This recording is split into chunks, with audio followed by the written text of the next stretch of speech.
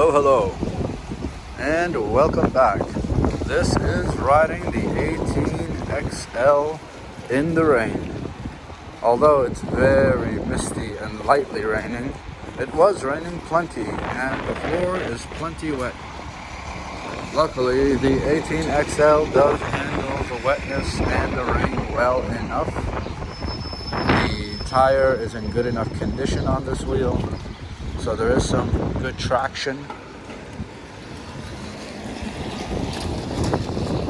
I am going to stay in the bike lane. I am not going to go out into traffic, even though this wheel had a top speed rating of 31 miles per hour. I don't trust the acceleration and the top speed, nor the wetness, to be out with the cars with this wheel. I do think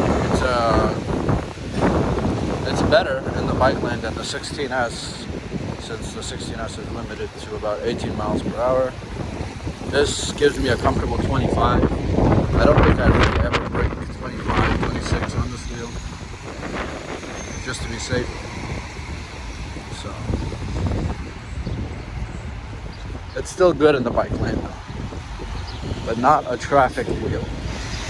In the rain, I wouldn't even really ride the Sherman in traffic if it's wet out. I mean, I don't really ride the Sherman outside when it's wet regardless, but if I did, I don't think I would want to be doing the type of speed, 30, 35 in the street with the cars on wet pavement. I just feel like it's very slippery and unstable. Anyway, welcome back. I'm glad you're here. Thanks for liking, subscribing, commenting, and sharing these videos. We're up to 120,000+ views on these videos. So thank you for that milestone. Just got a YouTube badge or email or something saying that the channel is doing really well. I haven't been uploading a lot like I used to. I was uploading every single day, like 5 videos, 6 videos, sometimes 10, 20 videos in one day. And now I'm down to about 1 a week, maybe even less sometimes. But I do think about it a lot, and I do think I will be uploading a lot again soon, just once the weather gets better, because I really don't even ride every day when the weather is like this. Sometimes I drive or take the train. But here I am, it's wet today, and I am on the wheel. I took the wheel to the train this morning, kind of a combination commute situation. But on the way home, since it's not quite raining like it was this morning,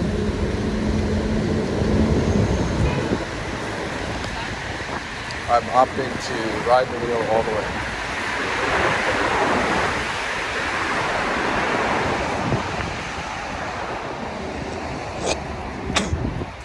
Because of the wetness, I will be riding much slower than this wheel is rated. I just don't feel comfortable speeding up when it's really wet out. So this is a light cruise. Hope you enjoy.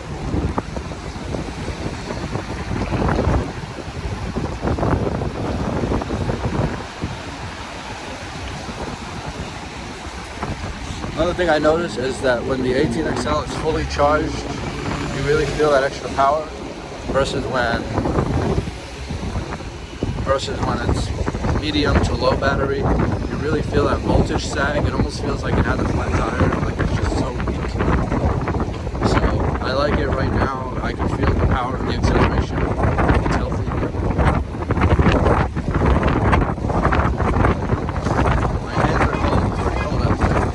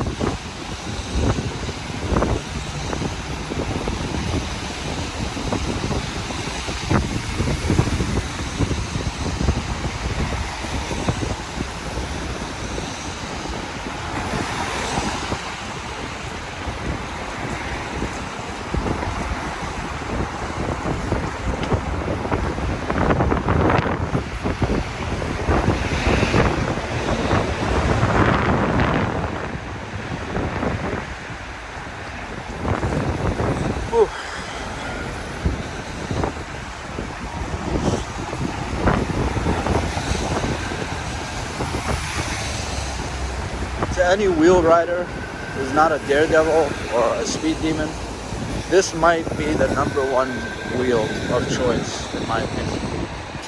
It's small enough and light enough to be carried up and down the stairs on the subway if you are a relatively larger sized individual. It's about, I want to say 45 pounds maybe.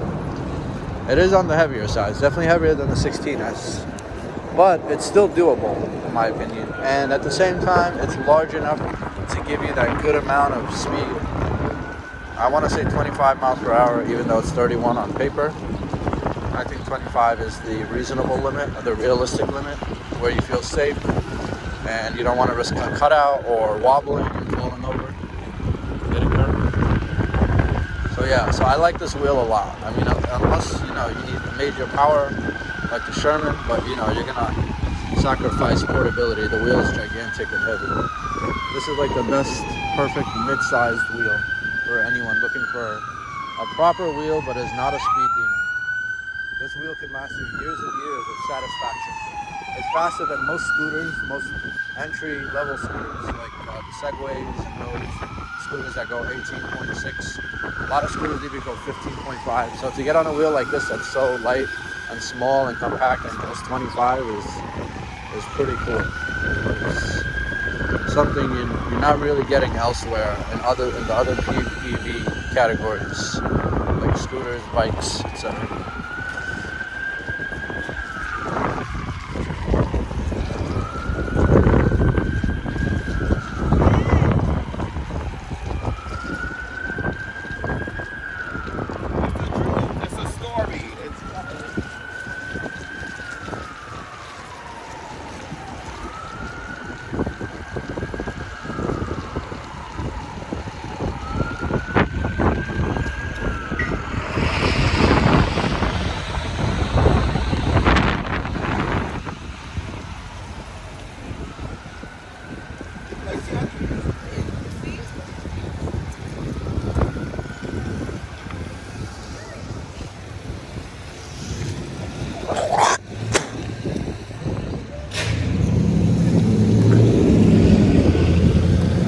I don't like to step off of the wheel because when it's wet and then my boots get wet, then the pedals get wet and then it gets slippery on the pedal if you don't have like good spike pedals.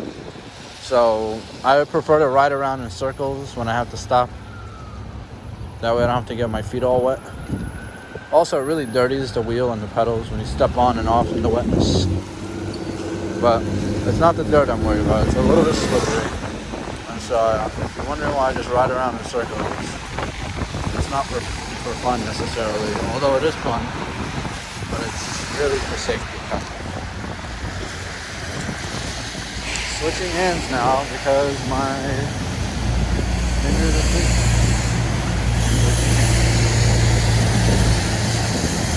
So some tips about riding in the bike lane, folks. 1, expect people to walk off of the sidewalk and into the bike lane.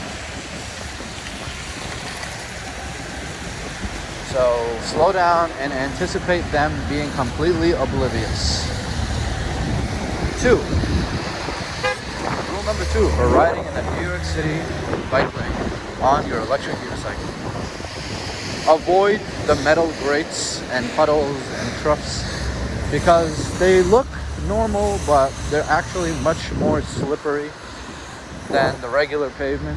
So sometimes you'll be going fast, and if you see a metal grate or metal sewer cover or something, and then you think you can just turn while you're on it and you just treat it like regular pavement, or something's going on, or you're trying to dodge something coming up, you might find yourself losing grip very suddenly.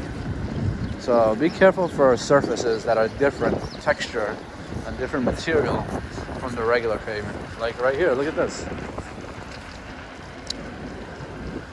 Rule number 3 for riding in the bike lane on your electric unicycle in New York City, in Manhattan. For cars, assume that they are going to make their turn without waiting for you.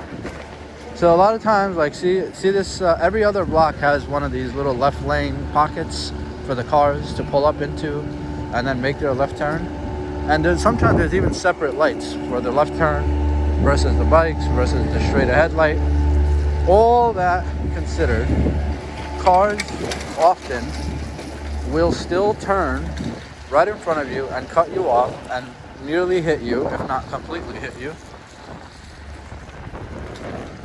So just be aware of that. Don't think that the cars are just gonna stop and let you through. And there's a couple of reasons for that. Some drivers are just pretty much jerks and they don't want to wait. But honestly, a lot of times I don't even think it's completely their own fault. I think, you pull up fast when you're on a wheel. So 1 second you're all the way down the block, the next second you're right there in his mirror. So like he may not see you coming or may not estimate that you're going to arrive that quickly into his path. And so he thinks he's clear, but to his surprise, there you are. So that's another reason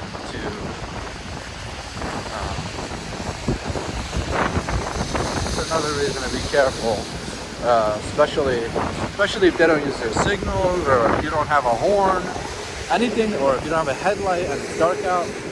Anything that can raise the awareness, or at least signal. Whether he signals to you with his horn or his hand or his left turn signal, or you signal to him with your horn or lights or something. There we go. Point in case. See these guys? Watch. He had no intention of waiting for me regardless. Even if I sped up and went for it, he was pretty much set on making that turn and was gonna make it unabated, undeterred by any oncoming bicycles or wheels or any of that. So it's something to consider.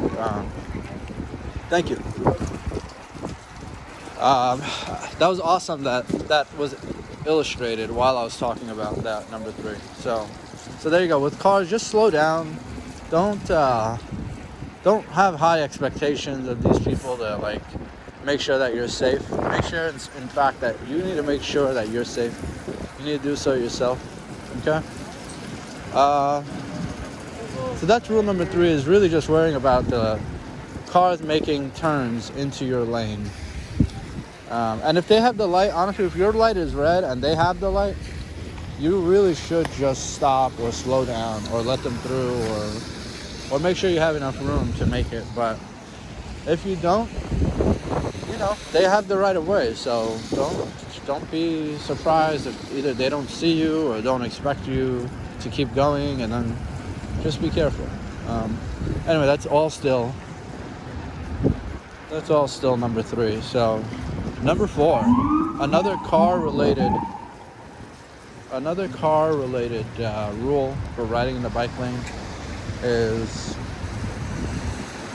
watch out for doors. Watch out for doors. Car doors will fly open at the most unexpected of times. And even though there's a barrier, there's a bit of a buffer zone between the bike lane and the cars that are parked, still, bikes will come around you and then they'll get doored. Doored means getting hit by an open door. And then you'll crash into that biker. Or if you're going around a biker or a bicyclist and then you get doored because you're now in the door zone, you have to be careful for that, okay? So that's a big one. So as you can see here, it's a red bike light. I'm gonna actually wave myself in for this guy. Yep, so I went ahead sort of illegally, but I did wave to the guy to let him know with my hand that I'm gonna go, thank you, like a little thank you, pardon me. I didn't really hold him up, so I think it's fair. Just as long as we both see each other and he slows down, he sees me, I'm not really holding him up. We're going at a pretty decent rate of speed, so I'm just kind of cutting in there, sure. Some drivers might get annoyed at that, give you a little honk or say something, or even speed up and pull up beside you. But most drivers are very courteous, and as long as you kind of give that little acknowledgement that you're kind of taking his spot, or you're going in front of him when you shouldn't be. Once you acknowledge that, I find most people to be polite in that situation. I kind of give you the leeway. I'm gonna get some bananas. Folks, thanks for watching. I'll see you guys very soon.